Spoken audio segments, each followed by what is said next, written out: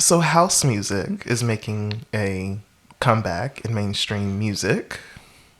I know you don't really care about what happens in mainstream music. I don't. I always find it interesting when people discover something that some of us never stopped listening to. Yeah. Good for them. Claps for Dawn, as Tavis Smiley said. I mean, I guess I'm excited to see danceable music as like a part of the juggernaut, the zeitgeist.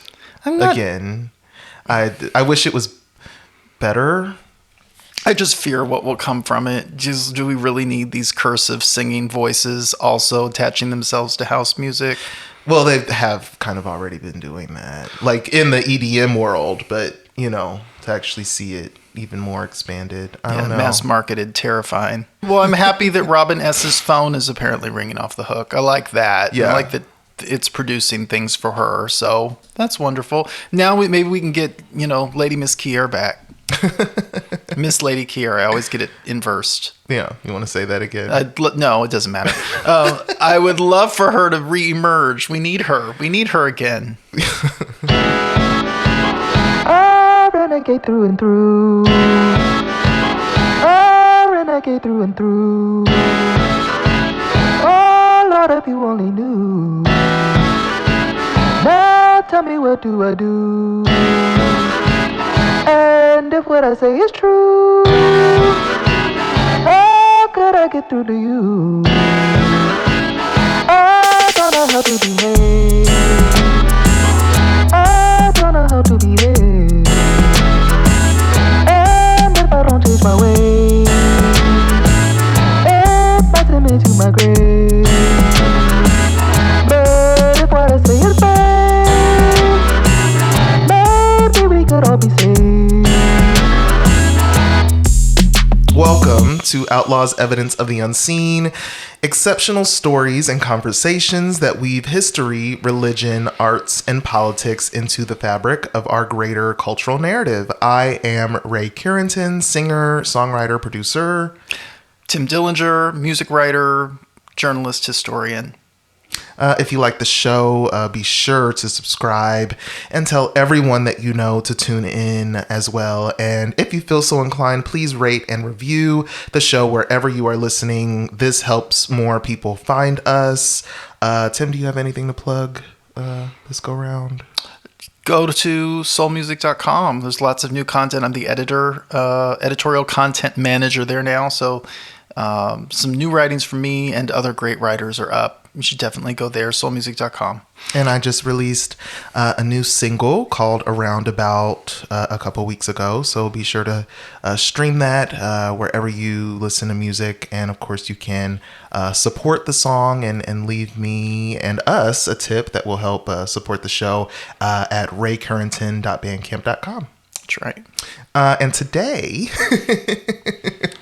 Tim, do you want to introduce what we're going to be talking about today? Well, I think we're talking about something that was a real, to me, it was a culturally significant moment. Yes. In light of the developments in the Supreme Court this past week and just more of the, religious right crap that we see taking over our country even more than it already was, and the people taking over our country. I wanted to we wanted to raise the God Warrior, Marguerite Perrin. Yeah, if people don't know who she is or what she is, I sent you this promo that they aired on Fox constantly. I remember this vividly. And I want to share this with you. May I share it with you? Social media. So here it is. Let's press play. 1, 2, 3. All right. 1, 2, 3. Times reality television Whatever it is you've given me, I give it up to God. I'm a God warrior. gets too real. I'm planting that seed and I will see the harvest. Get out of my house. The most compelling footage Gargoyles, psychics, ever caught on tape. and I don't want someone hanging, doing anything with my family. Trading Spouses Meet Your New Mommy returns with the mother of all meltdowns. Wednesday, November 2nd on Fox. Why was she stripping?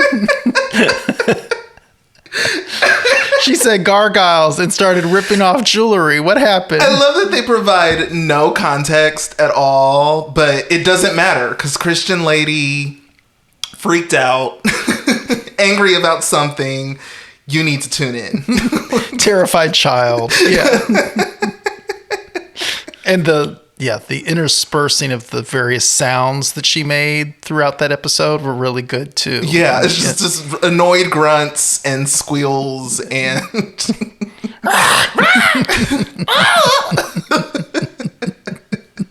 I love her. She has been memed forever. I don't think I've ever been on the internet and not seen a GIF or something of her. She comes up all the time. Used, ever in my time on the internet. Dork-sided is the big quotable, and everything's ungodly. Everything's ungodly, and we quote her all the time because why wouldn't we? So just for a little context, Marguerite Perrin participated in a reality show on Fox, the Fox network, called Trading Spouses Meet Your New Mommy. And this was a show that aired, a reality show. I think it aired from 2004 to 2007. And it was one of those reality shows where Fox kind of stole the idea from ABC, but they put it out sooner, so it seemed like they were the original show idea. ABC had a show called Wife Swap, and a lot of people think Marguerite Perrin came from the show Wife Swap, because I guess that show was maybe more popular. The name was easier to remember than Trading Spouses. But she actually came from Trading Spouses.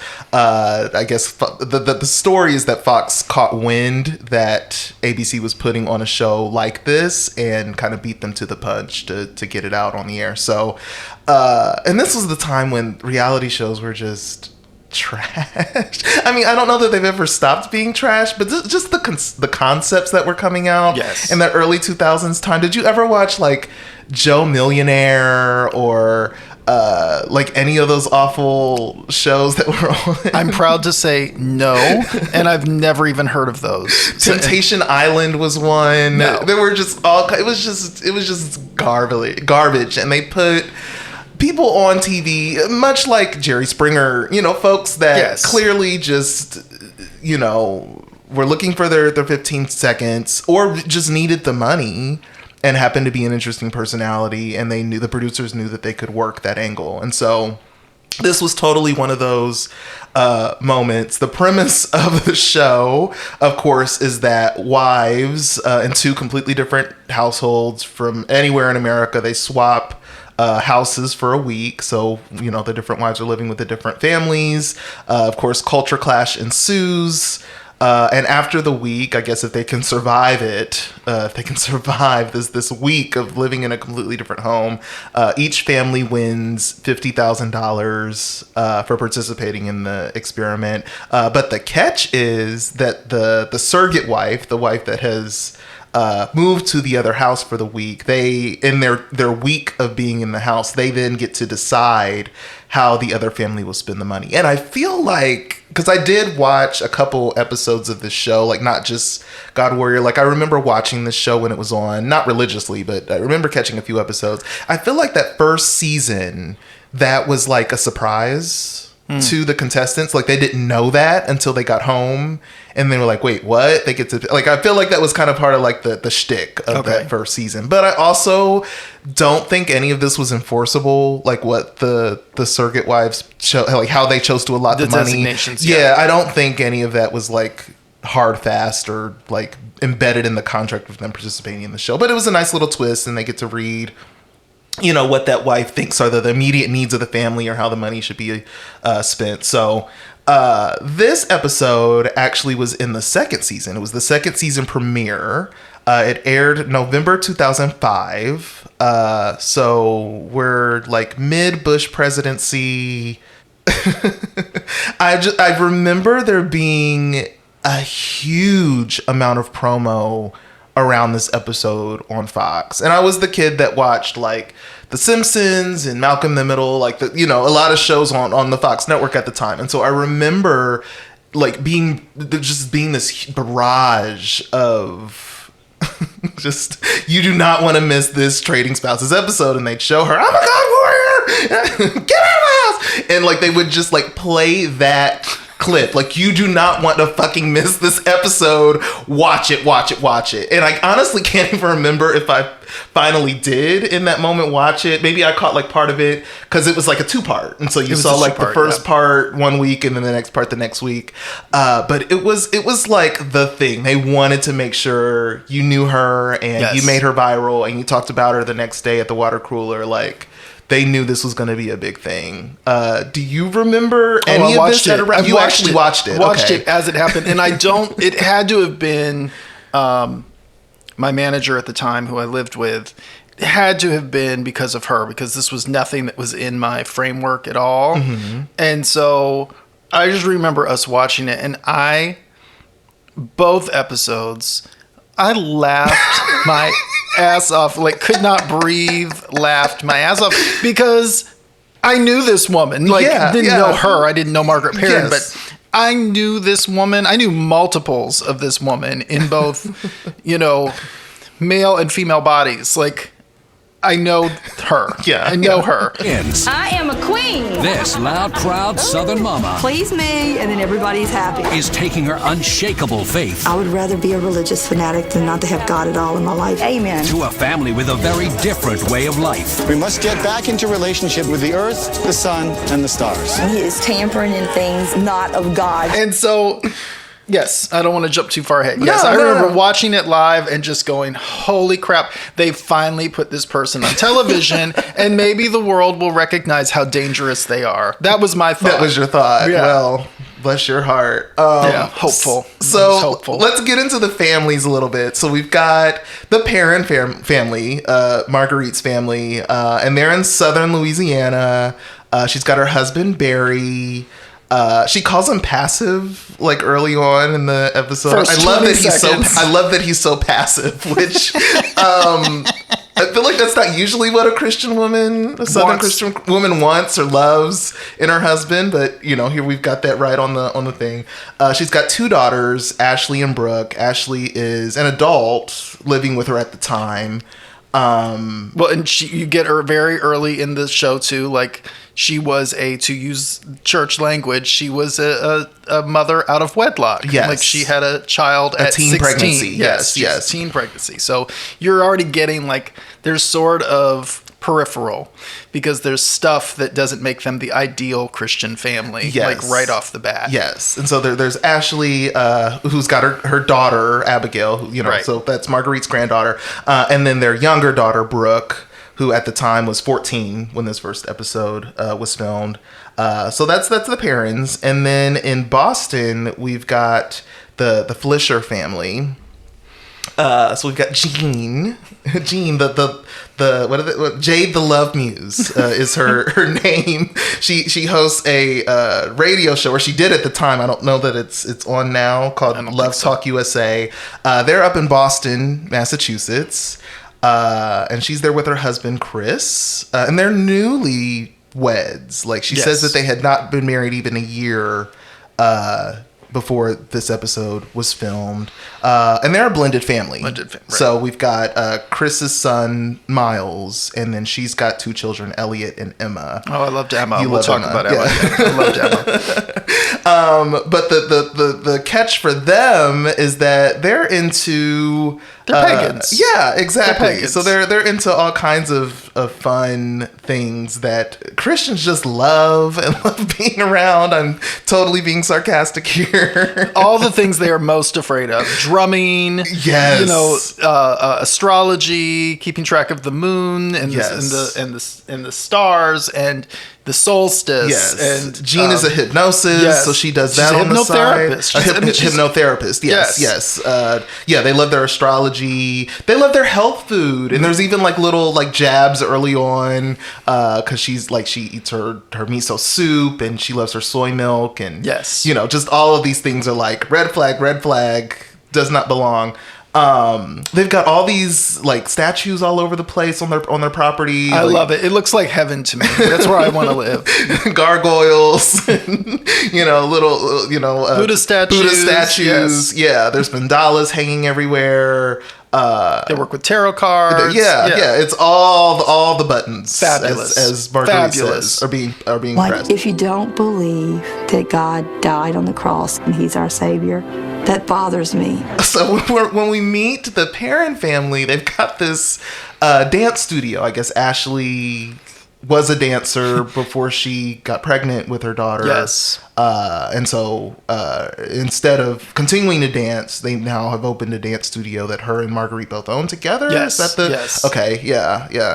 And here's where it's predictable Christian family, because I was like, I know multiple evangelical people who do, and I'm doing finger quotes, dance. And it just, I mean, everything they show us of Ashley teaching these children to dance just looks like praise dancing to me. Yeah. But it's like allegedly jazz and hip hop and jazz hands. Yeah, Big jazz hands. jazz hands. I'm like, okay, this is where they're kind of predictable. I mean, I just expect them to be like down at Karen Wheaton's, you know, at the ramp and twirling their praise banners. And so that's what each family's into. Really early on, I mean, again, it's a Fox show. Of course, they're going to get folks who are going to ham it up for the camera. And so there's this thing, and every time we watch it more and more, especially the first episode that the Perrin family participates in, there's this like making her repulsive kind of thing that they do. Do you get that? Like, how I want to they say, film? like, anybody that has ever been in a white evangelical setting has met this woman. Yeah. She's got the short, lesbian-esque haircut, spiky, a little crooked, uneven. She's larger. Yes. And I'm not saying that to make fun of her. She's larger, and she's got a massive gap. And she is loud. Yes. And so if you've ever been in a white evangelical setting, you have met this woman. And so, yes, they pulled that woman out to amplify her. Yes. Because they know who she is. I mean, I think she's like this off camera. I actually don't think she hammed it up that much. Really? No, I Okay. think she's like that. Well, and we can get into this. Like, when you see her family's responses to her, yeah. They're not completely like. they're not taken shocked. aback. They're not looking at her strangely like, what the fuck are you doing? I'm just thinking of her with like I just feel like I need an ice cube on the back of my neck. It's so hot. No, Like, because that little girl, when she did that, ran and got an ice cube. Because, no, that has that happened. happens all the time. Happened. Yes. All right, sure, fine.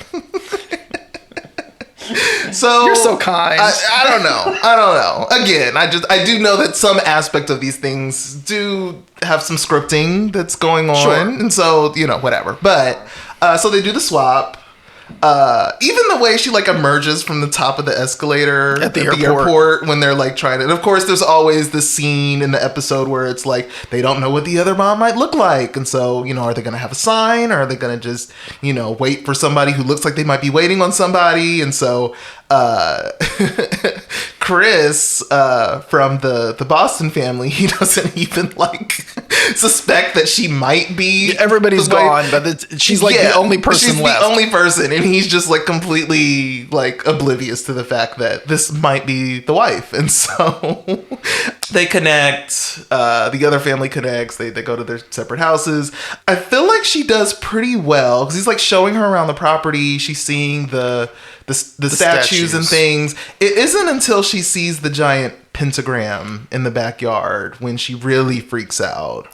Yeah. Well, and I said when we watched this, I said, I feel like she wasn't seeing what we were seeing. In her mind, I think she was seeing the two-pointed star. Yeah. I think she was, I think that's actually what she thinks she saw. In her mind, it was because it flipped had the upside circle down. around it. No, it didn't have a circle. It didn't have a circle no, around it? it was just the star. Okay. It didn't even have the circle. Well, whatever she saw, she like superimposed a very different. She immediately made it demonic. She made it demonic because you add to that the gargoyles, Yeah. the Buddhas, Yeah. and all of that stuff. She just immediately, like, you see it come over her. And she starts questioning everything and wanting to know. Like, she wants to know, like, what the mandalas are and what they mean. What's the history behind them? Like, she's really trying to, like, settle herself or get some clarity or see what these people... She wants them to tell her it's related to Jesus somehow. That's Right. really what she wants. That's Or all she wants. Benign, which they keep saying, but she doesn't buy it. She doesn't believe it Yeah. because she feels things. She's feeling things. And so immediately it all just kind of unravels for her, and she's terrified she just becomes terrified of anything, like any scary noise. They have a dryer that is broken, and so it makes a noise, and she's like immediately freaked out. And what's that sound? She walks outside to ask the kids about the dryer, and when she goes outside, she allegedly smells something. She believes she smells something. Yes. And it, so I guess we have to explain here for people that don't know that in a lot of Pentecostal in particular circles, there is a belief that when you encounter spirits, evil spirits, you will smell them. And so she immediately starts regurgitating. She starts retching. Yeah. What's that smell? What's that smell? And yeah. What stinks? Okay, guys, it stinks really bad. I don't know what it is. What did y'all put in there? We didn't put anything in it. Guys, this is like real. It's just weird that she started like freaking out. There was no need for it. Guys, what is it?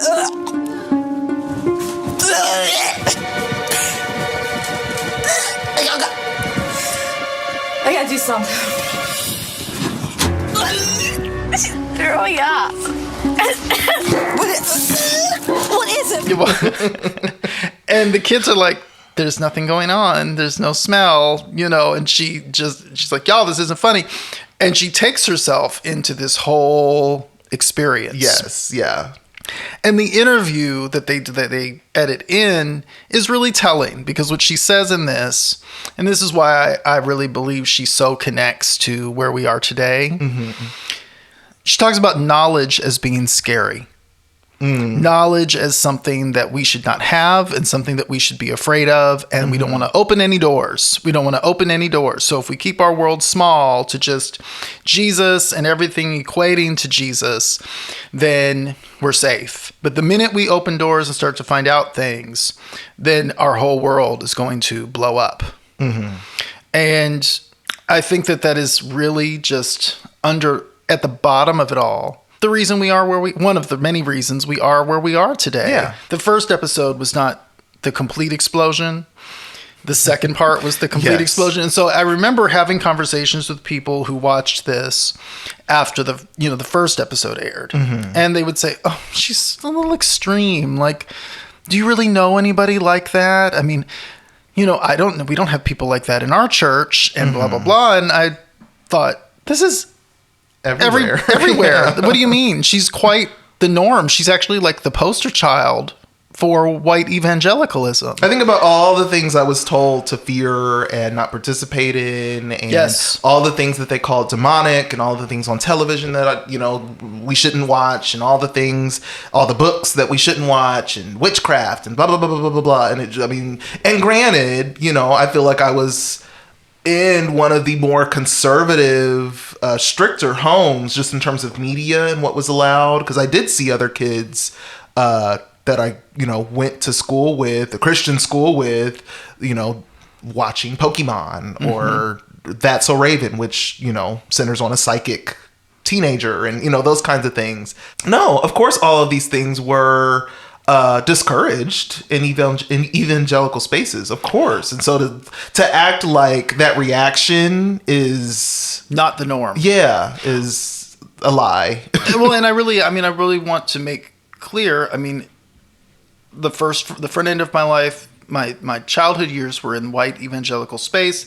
My teenage years were and young adult years in my 20s were in, black holiness spaces. And the same ideology around knowledge existed in both spaces. It was expressed very differently, but ultimately we were always warned about, I remember there was a lot of trepidation in the Black Holiness Church that I was in about college, about higher education, about, all that book knowledge, tears away at your faith in God. And so this is a common belief that many Christians have. And so I found it odd that people that were also in that world were saying, oh, it's a bit extreme, don't you think? And no. Yeah, and it helps explain why she wouldn't just, because if you're someone who is sane watching this, you just go, why wouldn't she use this opportunity this week to ask about these things that she's so terrified of, terrified of, and having these knee-jerk reactions and responses to? Ask, she did kind of ask about the mandala, but ask about the other things, the star. Why the hell is this on the side of your barn? What is all this stuff? And she instead just completely shuts down. She shuts down, comes inside and becomes ultimately belligerent. They have a solstice party. They have a solstice party.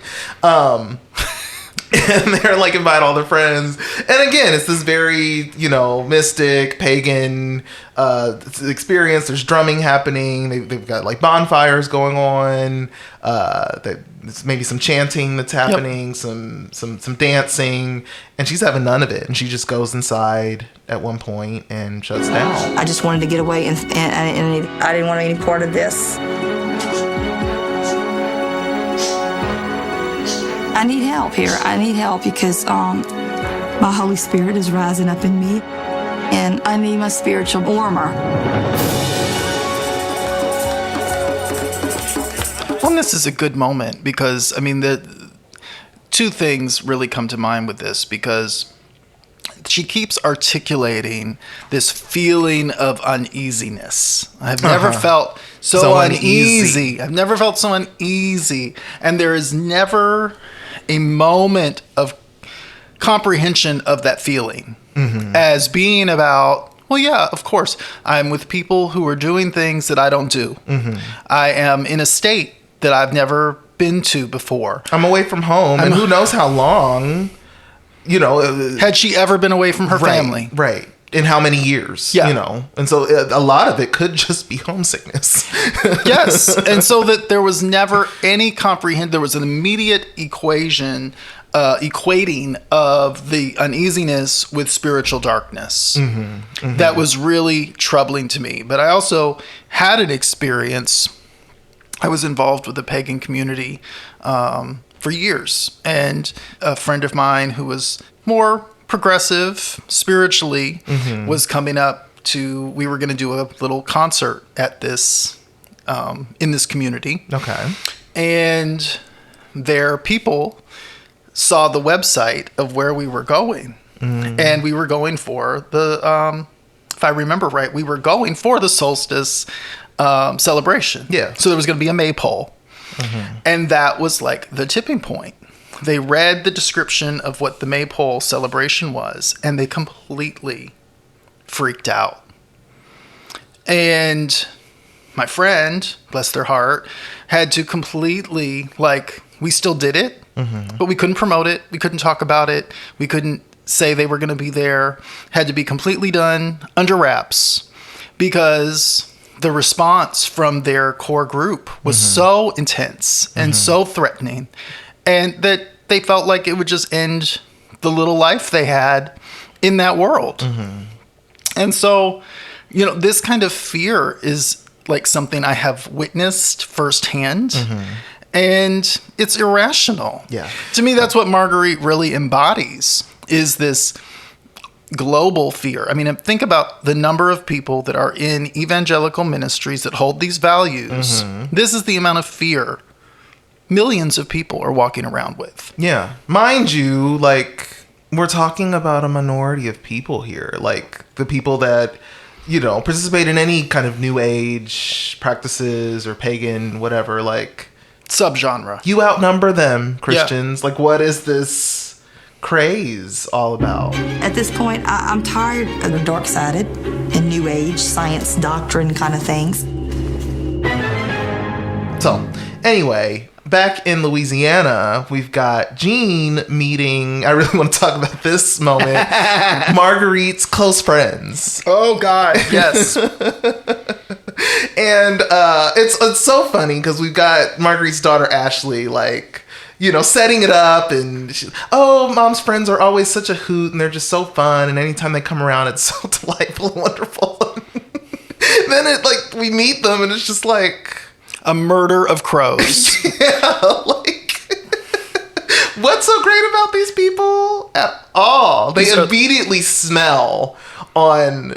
poor Jean, that something is wrong. Something is out of place. We've got to sniff it out and make her feel like shit immediately. And so they're extremely curt with her. They're asking, like, giving her the third degree, just all about what she believes. You're not a Christian, in other words. No, I believe in God, and but I'm in a spiritual... Do you believe in God, or do you believe in a higher power? A higher power, with the finger quotes. Yeah.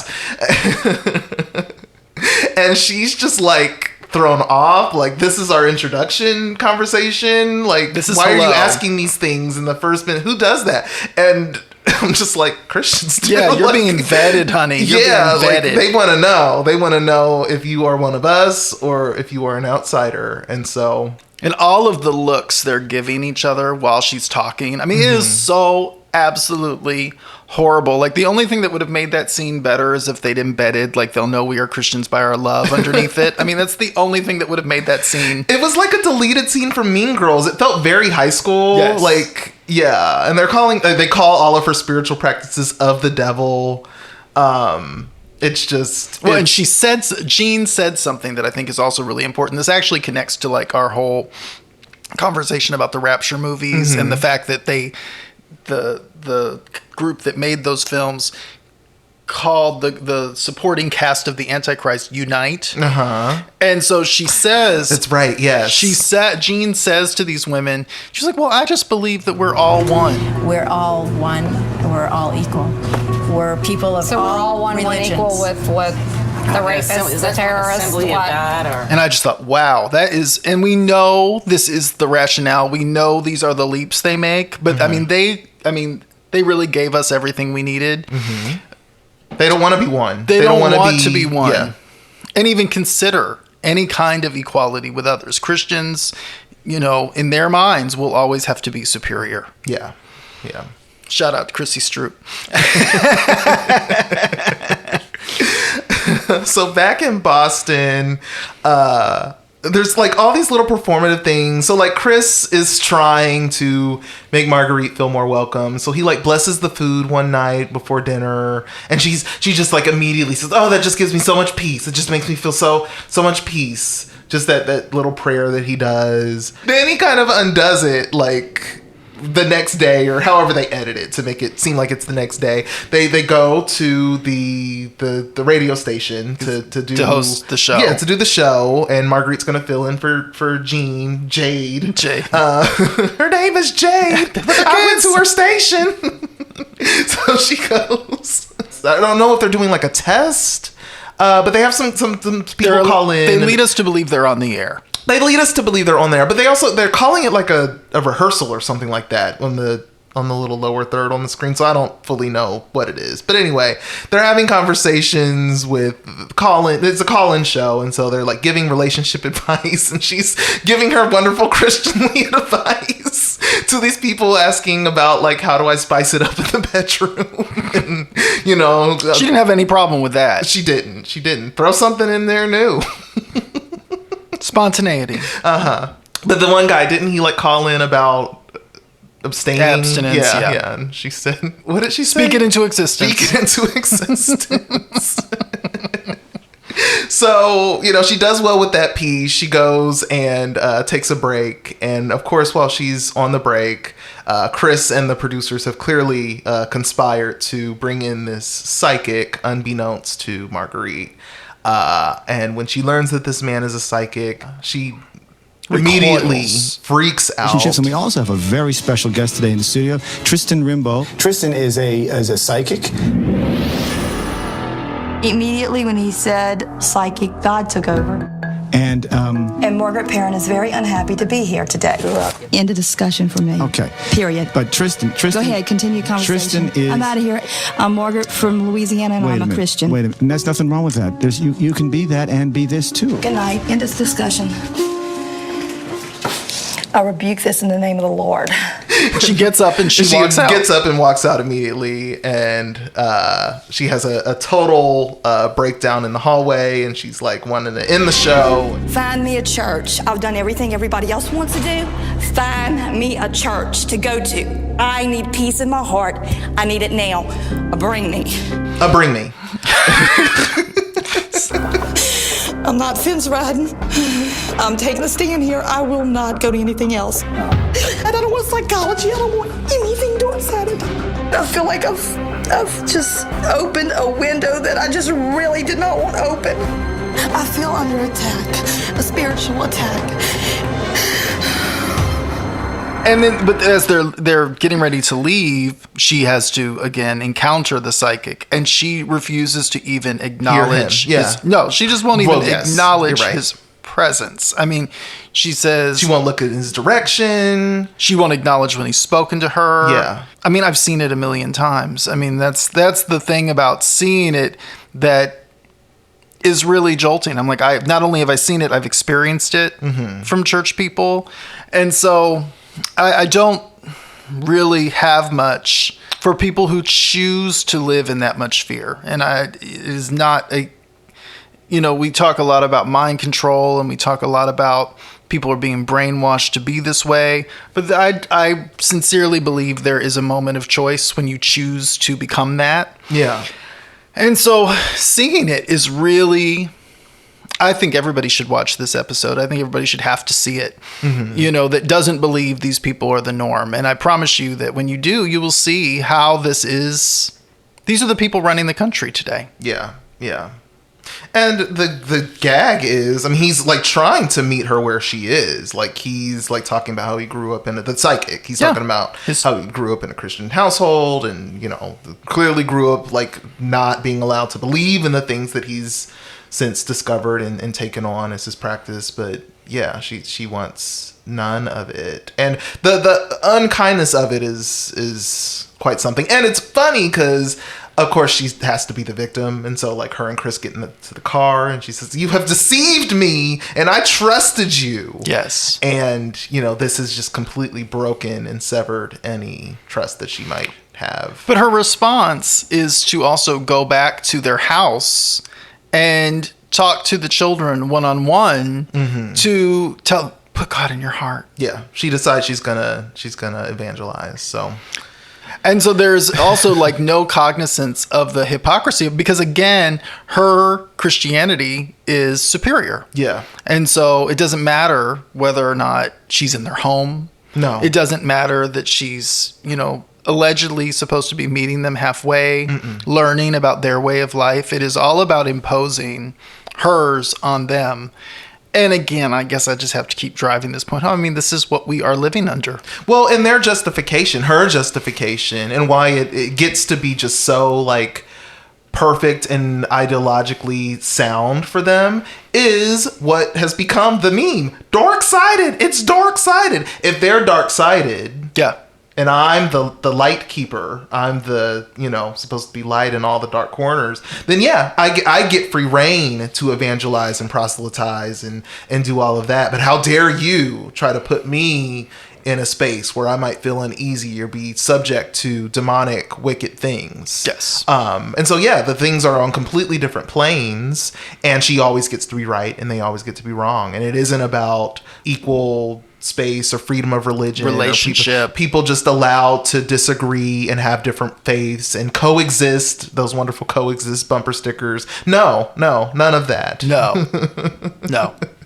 So while she's trying to win the kids over with her wonderful Jesus, Jean has like taken on the kids and made some projects. So Jean actually hypnotizes Ashley, and that happens really early on. It does, like, before the women even come. Yeah, she like says, "I'm a hypnotherapist, and I'd love to if you're open to it." And Barry's like, "No," and Ashley's like, "Sure, I'm down for it." Just casually, she's like doing her makeup. She's like, "Yeah, sounds fine." So she does it. I think she like really mostly uses it as a nap, but she gets something out of it. And then she decides that Brooke, the middle daughter, is not coming into her own, that she just takes everybody else's commands and just does them. And, she doesn't really have an outlet. So she's like trying to really like take on Brooke and make sure she feels special and appreciated and listened to. And she learns that Brooke really wants to dance too. It's not just, Ashley in the dance studio. Like, she wants to, be a part of that too. So they have like this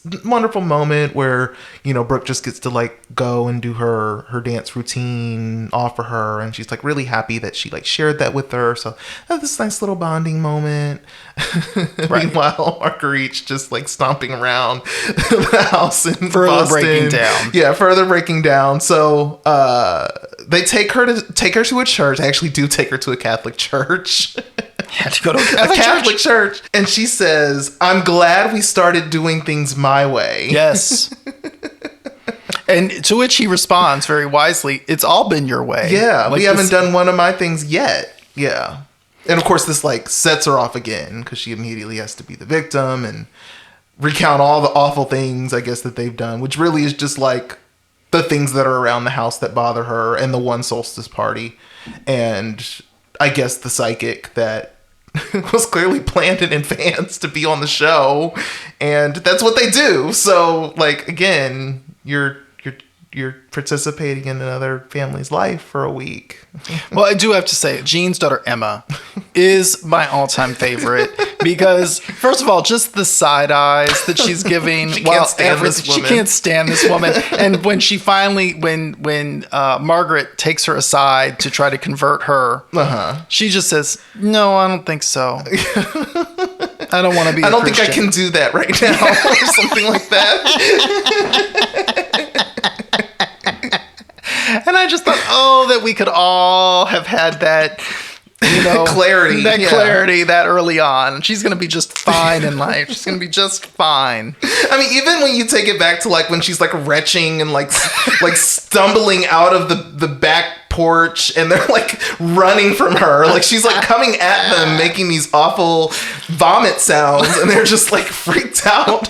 Just like, what are you doing?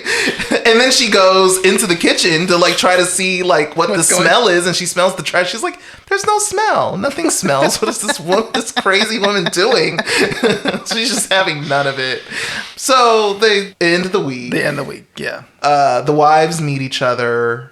That's when we get the whole "put God in your heart." Yeah. This is my message, and I'm not trying to be ugly. I have to say this. Put God in your heart. Please, put God in your heart. Put God in your heart. Yeah, because she tries to evangelize the wife. Because she's clearly decided, like, if this family's full of just a bunch of New Age. Yeah, just demonic people. Clearly there's been a demonic woman in my home for a week. So let me try to evangelize her. Well, she says that Chris was like completely uninviting and tried to push all of these things on her. He kept pressing my buttons. Well, and she makes it really clear that she's not happy that there was a non-Christian in her home. Yeah. She makes that very clear. Mm-hmm. And Jean is just completely taken aback by the whole conversation. Yes. And she's also oblivious to the things that might freak Marguerite out. So, of course, she, like, tells her that she's hypnotized Ashley.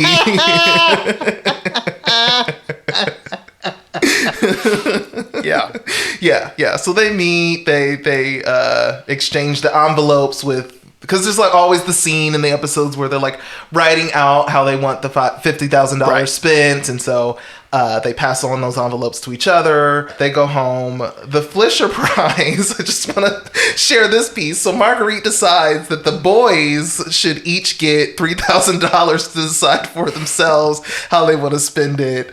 Emma gets half of that, kind of. Sort of. $1,800, but her portion gets to be decided by Jean. She gives the money to fix the dryer, which, okay, sure. Like most of the rest of the money is like to support the family, but they all are going to get engraved KJV Bibles. Yes. King James Version. Engraved. Yes. That's just hilarious. So they all roll their eyes at that. I'm curious to know if they got them. If they got the Bibles, yeah. Well, and I think, the Marguerite's ride back home from the airport is really interesting because she goes on this rant to the driver. Well, it's like the 5 stages of grief in like 3 seconds. So she's like tearful. This is God's country. Never been so happy to see home roots. I bet you are. This is God's country. Thank you, Jesus.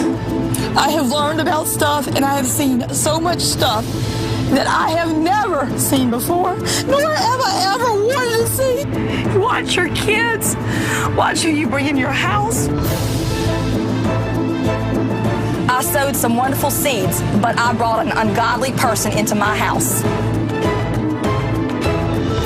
Bring me home now. Because it's also, that's the other piece I think we have to, it's also territorial. It's not just, it's also about being in the South, which I also found really interesting. She gets off, she comes out of the airport to get in the cab, and she immediately says, "This is God's country. Yeah, good to be back in home roots. Good to be back in home roots." And it's so funny too because when we were up in Massachusetts talking about moving back to the South, and we're not in like the deep South here. No. We're in Nashville. Yeah, like I remember like the people up there.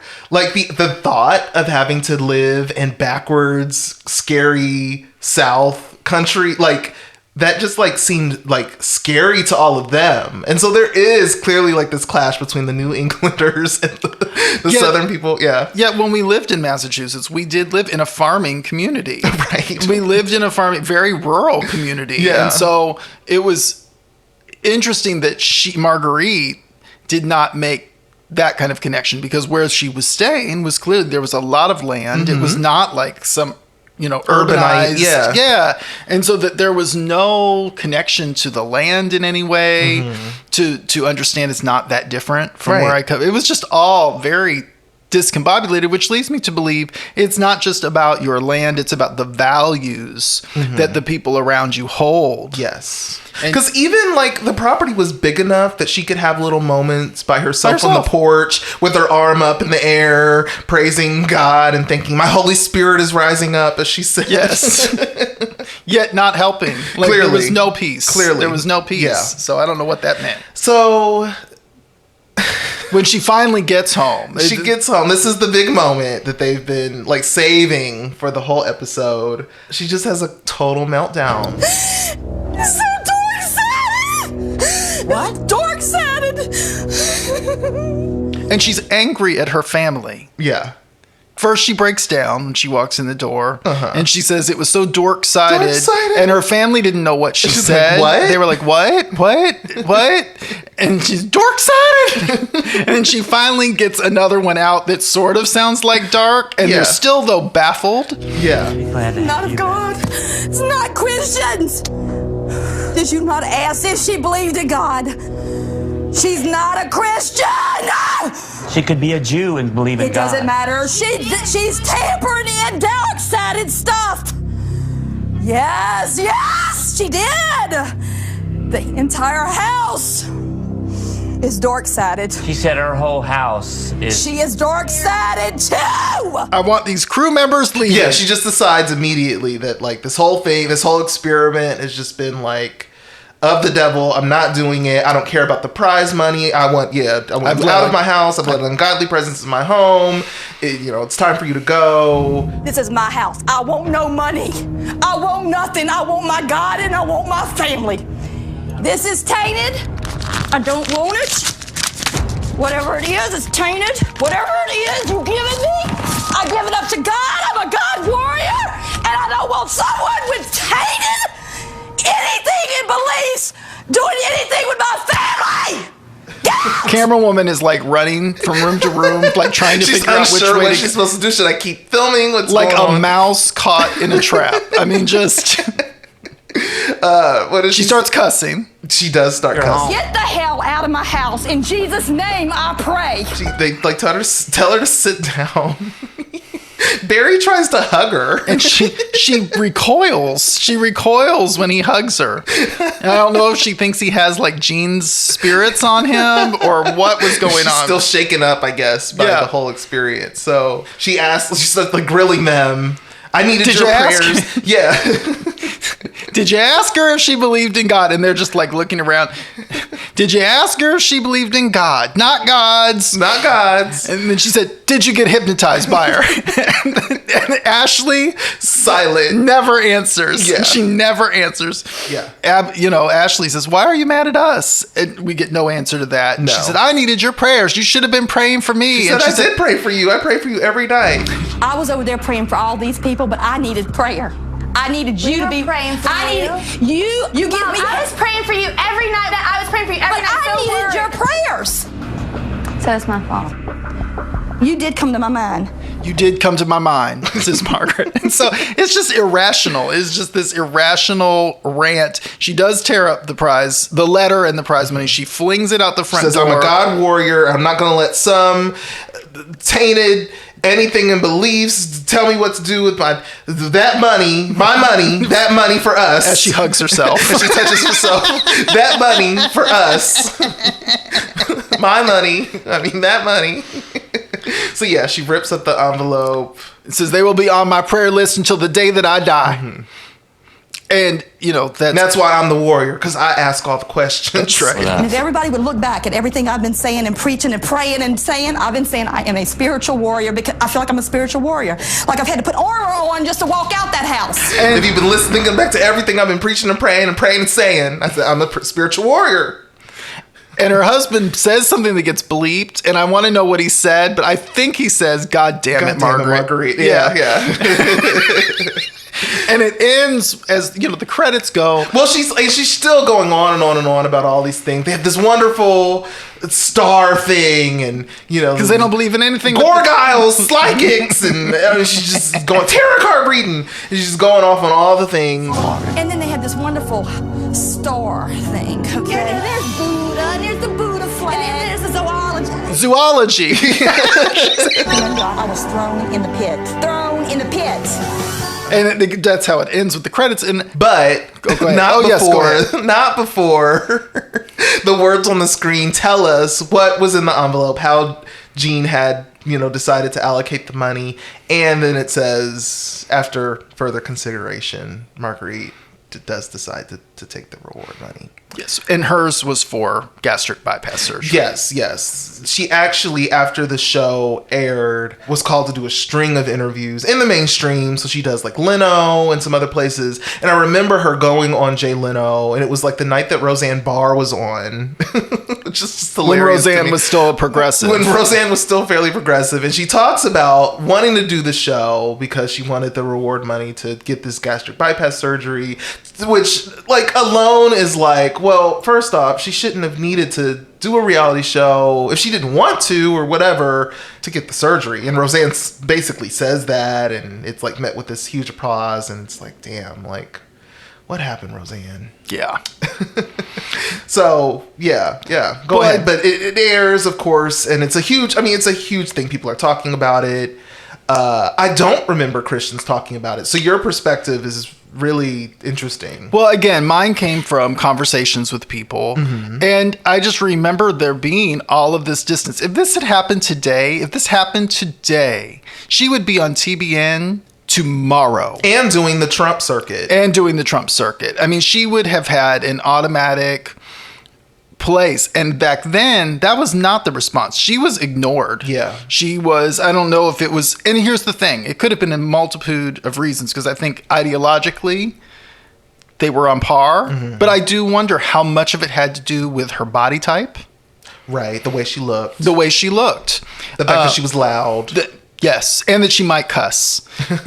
Because if you remember, they even bleeped Tammy Faye on TBN. Yeah. And so, the fact that they might have... I mean, I remember at that time, again, Bush was president. There was all of this...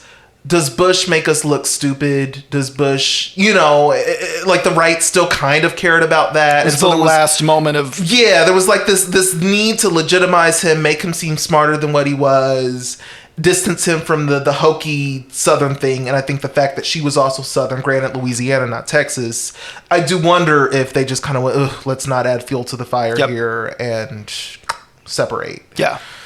So, but what's interesting is that this was what? 2005. 2005. So we're like almost 20 years later, almost. Mm-hmm. That the Christian mainstream has actually become this. Yeah.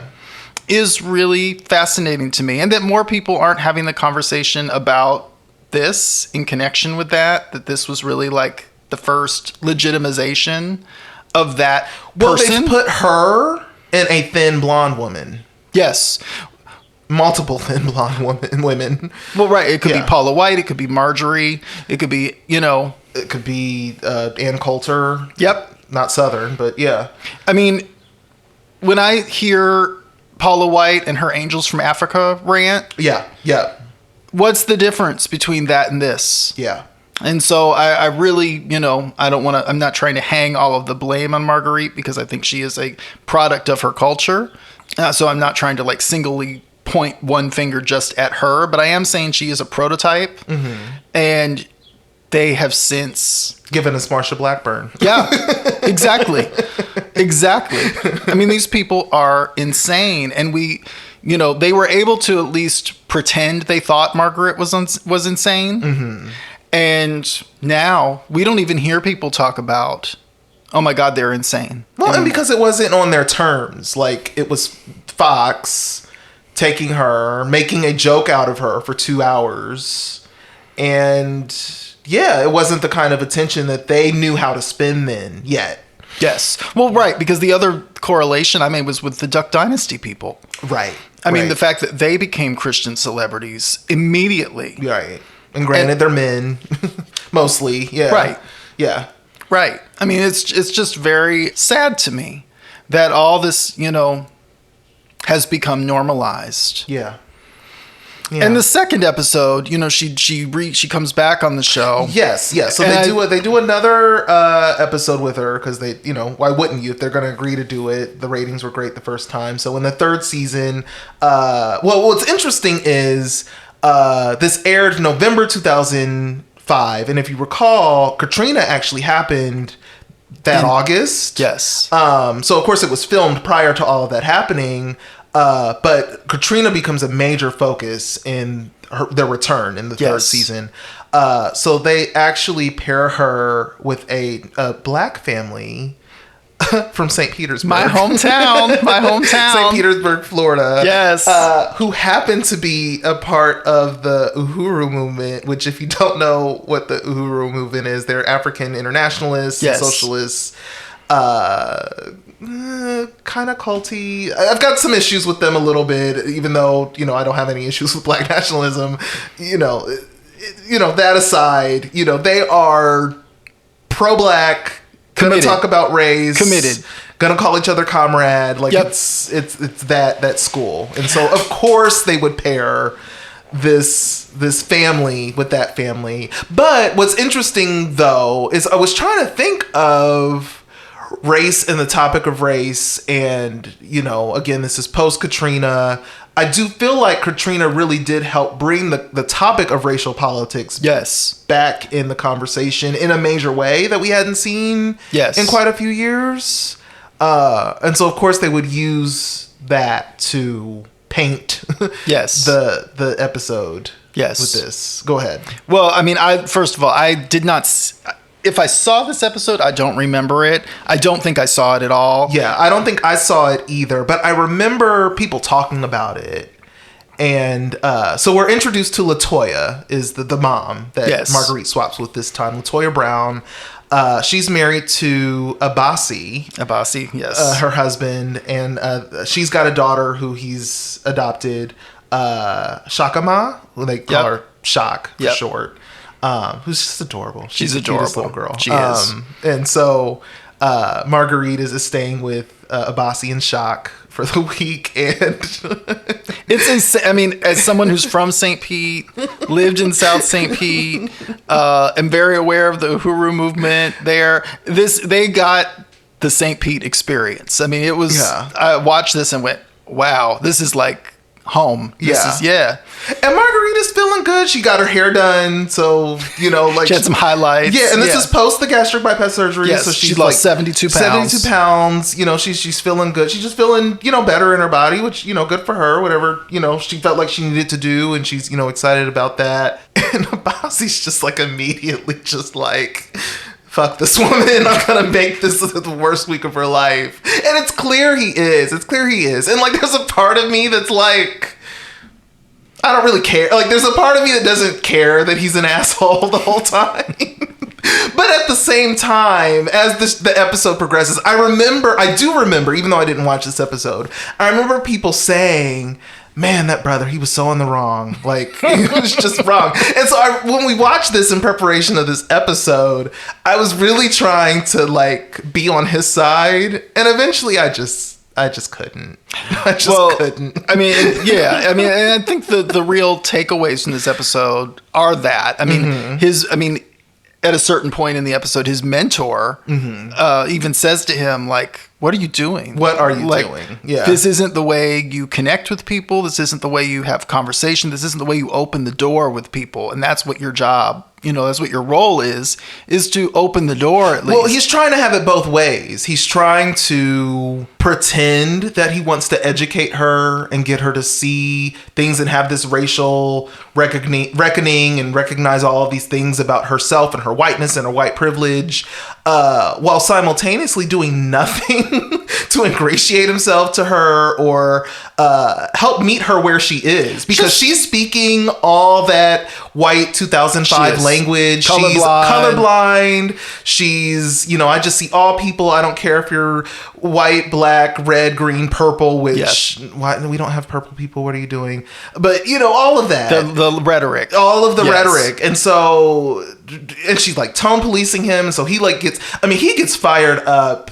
Like in the ride from the airport, he gets fired up by himself with nobody else talking. He just starts going and getting charged up, and so clearly they're also again the producers, but it's him, and so it's like, why do this if it's going to be on the air? But that whole angry black man thing, like it's totally like, of course, giving them everything they need to edit it and make it look like he's just this firebrand. Well, given her experience in the last show, she was well matched.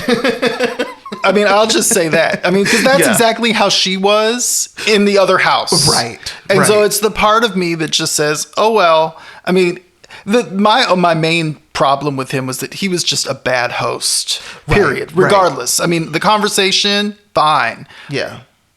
Y'all didn't even clean up for her. Like, y'all didn't even clean for your guests coming in the house. And he was just completely not gracious. Where's the butter? Do you have butter? And the whole butter, that was for his daughter. That was for the daughter. Right. So there's just basic manners that I thought were just awful. I just thought that's just not how if you agree to have someone stay in your home, that's not what you do. And of course, she like immediately knows how to turn on those white tears. Oh, baby, them things. Yeah, pouring. She turns them things on about 3 times. She goes across the street. Goes across the street to the neighbors. She's braiding the hair and just letting her sit on the porch. Yeah. And he says she ain't had her medicine today. Oh, terrible.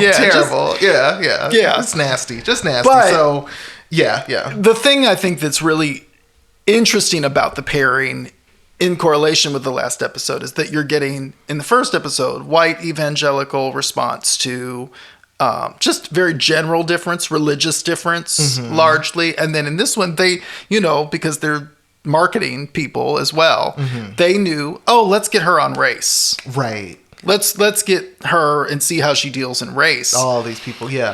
And because while she's there, speaking all of her 2005, I just see all people and we all bleed red shit. We've got Toya in Louisiana meeting Ashley and meeting Marguerite's friends again. So they bring Marguerite's friends back. And they're like talking about Katrina and how it's like disproportionately affected the black people. And they are the most white supremacist people you could ever meet. I mean, that one friend in particular. Why did it immediately go into welfare? Right. And people who live in the projects. And because she's like talking about, like Toya's talking about like her friend who like cannot go back. Lost everything. And they're like, well, a year's enough time to get it together. And you can go and work at McDonald's. They pay $8 an hour. You can go flip burgers. And just like so dismissive, as if that money is enough to support yourself, but also rebuild everything that you lost. And then, reduce her to living in the projects. And why would you want to go back to living in the projects anyway? Just nasty. It was horrible. It was horrible. And then simultaneously, why do you have to put race in it? Why do they always have to put race into everything? And again, you're getting all the looks these white women are giving each other. The same nastiness that they gave Jean. Yep. Yeah. And so just outsider, expel. Yep. Yeah. And so LaToya has the idea that they're going to get their hands dirty, and they go down and help a family that lost their home rebuild. Yeah. And so they go down and spend the day installing insulation. Yeah. And showing them the effects, and on some level I feel like the husband, Barry, was clear. Yeah. Barry seemed very clear. The oldest daughter, Ashley, just seemed completely out of touch. Yeah, she seemed really disconnected in this particular episode. Like in the prior one, in the previous season, she was like bossing Brooke around and telling her to do stuff, but she was also doing stuff.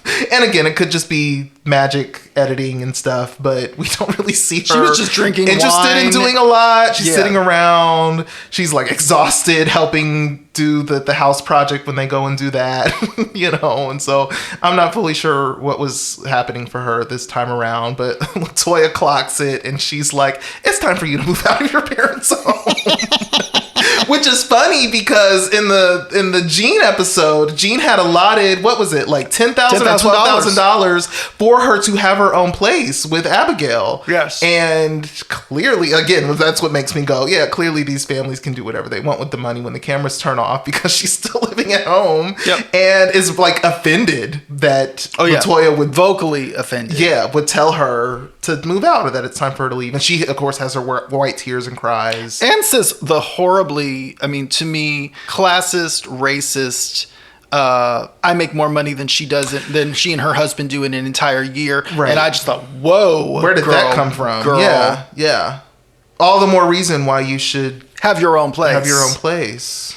So it was, there was clearly a lot going on. While she simultaneously tried to compare her family unit and the way they function with the family that they were building the house for, that was the mother with the children, and no, very different situation. Yeah. Ashley's not interested in that. When Marguerite comes back home, she's not interested in that either. Right, because LaToya also puts it in the letter. And puts it in the letter, yeah. But it's an interesting, those two episodes to me really, really embody everything, again, that we're seeing played out today. This is like Roe v. Wade. This is, gun control. This is connected to all this. These are the people that are driving this. Yeah.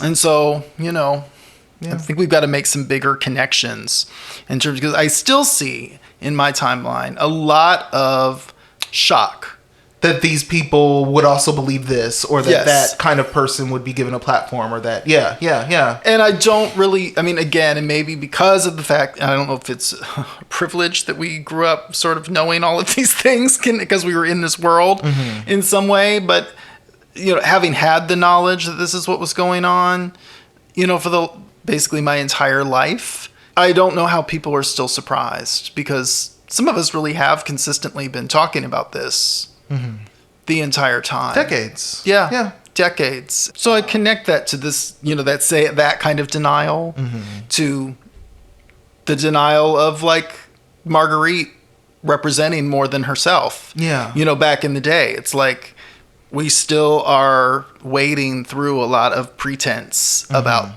what it is and where we are and who these people are and the threat that they are. Yeah.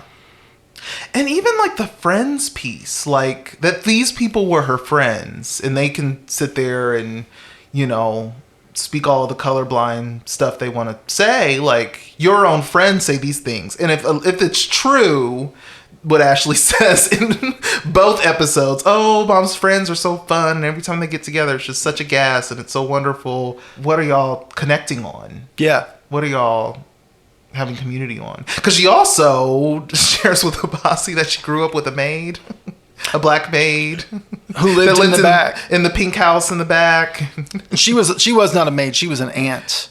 Yeah, she was an aunt. She said, yeah, and so there's just all of these. I mean, I think it's just such a vital case study, really, because I think you can watch that and make some very safe generalizations.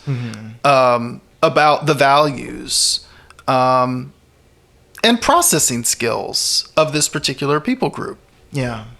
I know that's probably going to get me in some trouble maybe, but, well, you know. Yeah. And of course there's always outliers. Of course there's always people that grow up in these things and escape or deconstruct or figure out how to buck against it. People like us, you know, grow up marinating in these things. On that level, even Marguerite. Yeah, let's talk about what happened to the Perrins after the show. Well, Marguerite's daughter, Ashley, died in a car crash. I believe the same year that the second episode aired, later that year. So that was tragic, a tragic loss to the family. And it sounds like it actually shifted a lot for Marguerite. Yes. Brooke has gone on to... She's a cheerleader. Yeah, she was I believe the Dallas Cowboys. Yep. Yeah. But yeah, and so Marguerite in becoming this internet sensation, I know drag queens do her.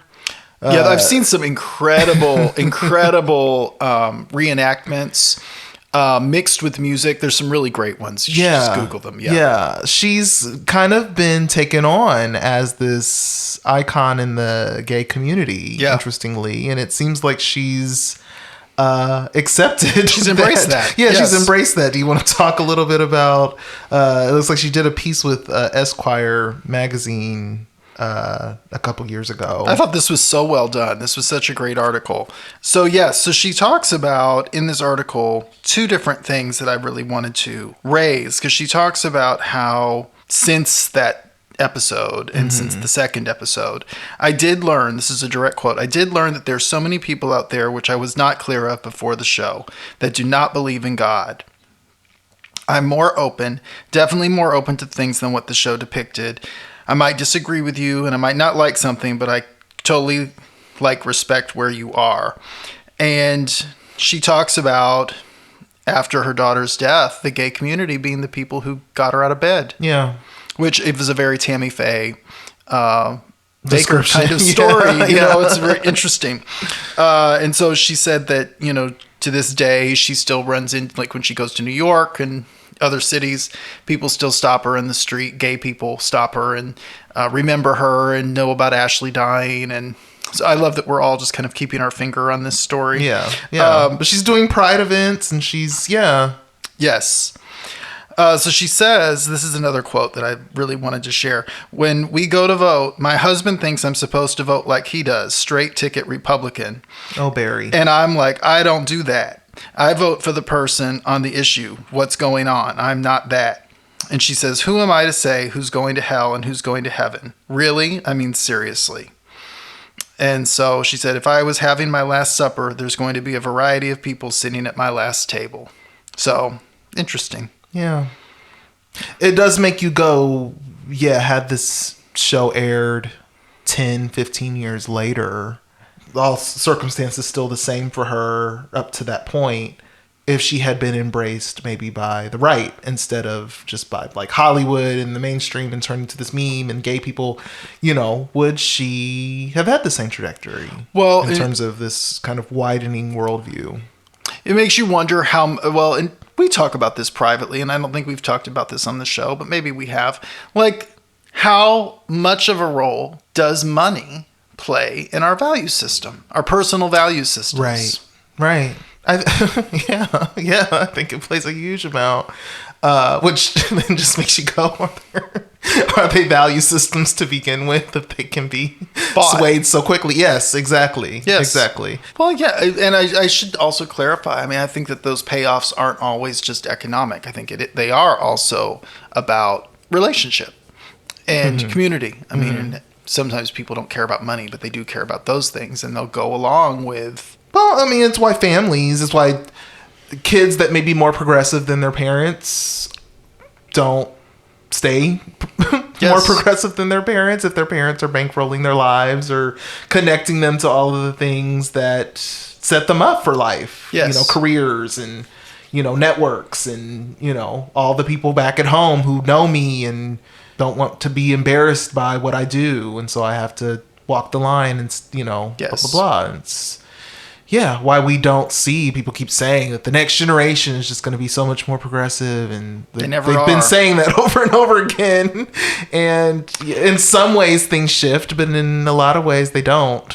Well, yeah, I saw that Oprah-ism in my timeline this week because it's in response to the Roe v. Wade thing. So all these old people just need to die. Yeah, and I was just like, are you on crack? Like, are you delusional? Yeah. Like, why are we still repeating this? Like, that's not what changes value systems. Value systems are passed on, and people don't choose to think because we've stigmatized being an intellectual. We've stigmatized introspection.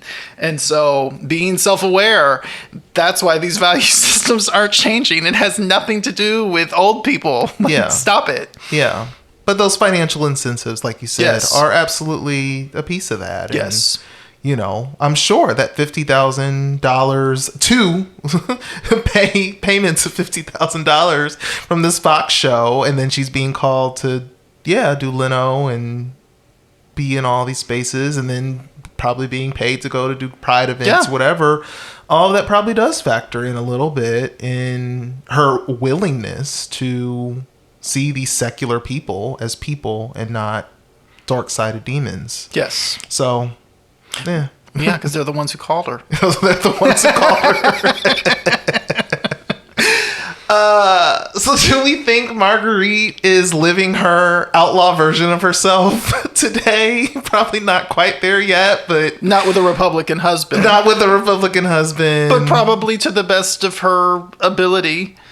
Based on what she is and isn't willing to do, sure, probably. But I mean, a rebel version would be complete rejection of those values that she was screaming on both shows. I want to know if she's still friends with any of those white women. I would love to know that. Yeah, I would love to know that. They were awful. They were awful women. Yeah. If you're listening, you're awful women. Yeah. But to me, the rebel version would just be a complete rejection of the things that she said on both shows, and to articulate an awareness beyond I can appreciate difference. Yeah. You know, to be able to say, God, you know, I really hear what Abbasi was telling me about race. Exactly. Yeah, it'd be a reckoning with both families on that level and what they were potentially offering her. Yes. You know, these other spiritual practices that in a lot of ways aren't that fucking different from what the Christians do. You know, the ecstasy experiences and all of that. And then with you know, Abbasi and the Uhuru people understanding what he was getting at with the racial disparities in this country and the right of black folk to determine. Yeah. Self-determination. Yeah. Independence. Reparations. Yes. I mean, yes. I mean, I was watching that yesterday. I was so shocked because I can't think prior to that, and again, I didn't see that when it aired, I don't remember hearing reparations on television, like ever. I mean, I was like, on that level, I was so thrilled because there's so many things about the Uhuru movement I totally... Yeah. It's like, why it's frustrating. Ideologically, I have...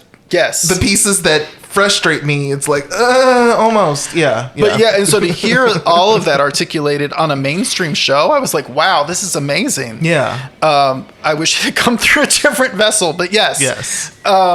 And it sounds like things from what I read, there was some distancing the between him and the movement after the show aired. But the Rebel version would be just a complete embrace from Marguerite, of both a different spiritual and racial and ultimately class ideology. All right. We good? Yeah, we're good. Where can people find you, Tim? On the Twitter and Instagram at Tim Dillinger. You can find me, my Substack, godsmusicismylife.substack.com. You can find me, Ray, at Ray Currington on Facebook, Twitter, Instagram, TikTok now. We're doing that.